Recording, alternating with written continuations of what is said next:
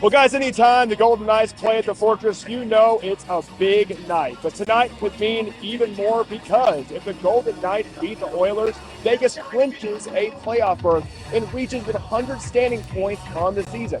And the only two times in franchise history they've reached triple-digit standing points were in 2018 and 2023. And in both years, they reached the Stanley Cup Finals. So who knows, maybe this team is on that same trajectory because Vegas is heating up with just 9 games left in the regular season, sweeping a 3-game homestand and a 3-game road trip to go on this 6-game win streak. And Jack Eichel was named the NHL's first star of the month, leading the league with 23 points in the month of March. The team has had some rest and time to practice since their last game when they beat the Preds on Saturday. With the stakes getting higher with every game as the playoffs near, the Knights tell me this is the time to find their A game. How have you been able to see that this team is clicking? Yeah, it's fun to watch games. It seems like someone gets a hat trick every other night, so that's good for the fans and good for team morale. It's an important time of year right now to try to pick up as many wins as possible and to feel good about your game going into the playoffs. So I think we're in a good spot right now. We just have to keep that momentum and keep the foot on the gas. You know, I think guys are really gelling. I think, you know, the team did a great job, guys stepping up while we were gone, and, you know, to have us back and kind of jump right in and, you know, mesh well and, you know, keep the momentum going was big, and, you know, I think we're playing good. You want to just win hockey games down the stretch. It's a contagious feeling, and I think it just continues to build confidence within the group as well.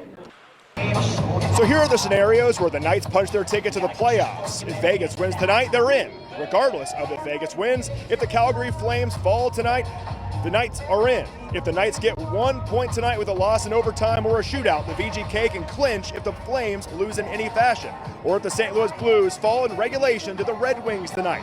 Be it tonight or in their next 8 games, if the Knights clinch a playoff berth, it'll be the 7th time they do so in their 8 seasons of existence. And as I get this shirt real fast, every single fan going into the Fortress tonight will have this shirt waiting for them on their seat as they get ready to root on their Knights, who will be without Tomas Hertl and Alex Pietrangelo, who are out with injury. But coming up on Channel 13 at 6, we'll have more game preview and a special story with Aiden Hill. But for now, reporting from Toshiba Plaza, I'm Nick Walters, Channel 13 Sports. Well, guys, it's not your average game at the Fortress tonight. I mean, it never is whenever the Knights are facing off with Edmonton, one of the team's biggest rivalries. But with a win tonight, the Knights can check off a couple big milestones. That's right. If the Golden Knights knock off Connor McDavid, one of the best players in the NHL and the Edmonton Oilers, not only will they clinch a playoff spot, they'll also hit 100 standing points for just the 3rd time in franchise history.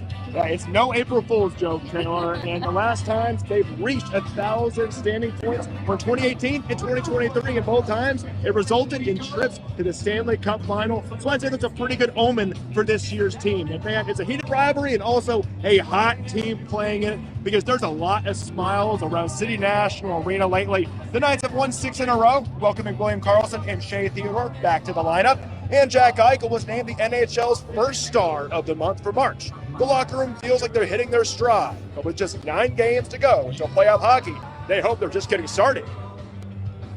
I think you got to come to the rink and not be satisfied by winning your last few games. You got to make sure that, you know, there's a test ahead of us, and, you know, no one really takes anything for granted here. It keeps on pushing. So whether we've won 6 in a row or lost 6 in a row, I think guys come in with the same mindset. You know, always the first couple of games coming back, you know, can be a little bit of rust wearing off, but I think I kind of got better over the trip, and especially in that last Nashville game. So just trying to build off that and you know, get ready for this week. We got some good teams coming in here, so it'll be a good test. All right, so here are your playoff clinching scenarios tonight. If the Knights win, they're in. Regardless of tonight's outcome at the Fortress, if the Flames fall to Utah in regulation, Vegas is in. Now, if the VGK only get 1 point out of tonight's game, they need Calgary to lose, or for St. Louis to lose to the Red Wings in regulation. It's a big game, and of course, if the Golden Knights do clinch tonight, Taylor, it'll be the 7th time they do so in 8 years of existence. Pretty incredible, but the Knights will have a familiar face in net tonight. That's right. Aiden Hill will be at in net tonight, and Aiden Hill, of course, famously backstopped the Golden Knights to their Stanley Cup. So the guy you really want in net tonight. I caught up with Adin Hill. He's bringing more than just his A game to this one tonight. I caught up with him earlier this month to talk a little bit about his goalie gear, and it's there for more than just protection. It has a little bit of his personality and a whole lot of heart. Check it out. Before he hits the ice, Adin Hill starts with the same routine. I usually get a nitro brew just because I find it consistent. Before the game, I can have the same drink no matter where I am because there's a Starbucks everywhere. And when it comes to his mask, Hill takes the same intentional approach. Am I allowed to touch it? Yeah, you can touch it. Might be a little wet because we just finished practice. Okay. But I'll wash my hands after. This season, Hill unveiled a fresh look, a design that blends Vegas's desert vibe with a nod to the team's identity. Vegas being kind of a desert area, we try to go a little old western. Instead of putting guns in the Cowboys' hands, we put swords in it to try to match the night theme. Right. The design features horsemen and a V on the chin, all painted by the same artist who's been with him since he was 18. He's a local guy from the same town as me, so it made it kind of easy. Yeah. So I approached him, and everything's been great. Look closer and you'll find the most important detail, MM30, a powerful tribute Hill has included on every mask since he was 12. I had a goalie coach, his name was Michael Maniago, so that's an MM, and then his goalie number was 30. Unfortunately got into a fatal car accident.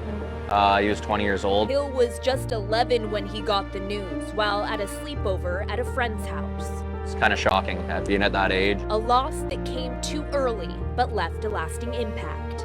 He was just such a nice, hardworking guy, a good family guy, and he was young in his career too. Who knows where he would have gone in hockey. Is there a lesson that he taught you that still resonates with you specifically? The lesson kind of not to take things for granted, right? Kind of live every moment and kind of stay in the moment. Every time Hill straps on his mask, he carries that reminder and his coach's memory with him. It's cool, knowing that I have that on my helmet. It's been great. I'm sure he'd be happy to see where I've gone to.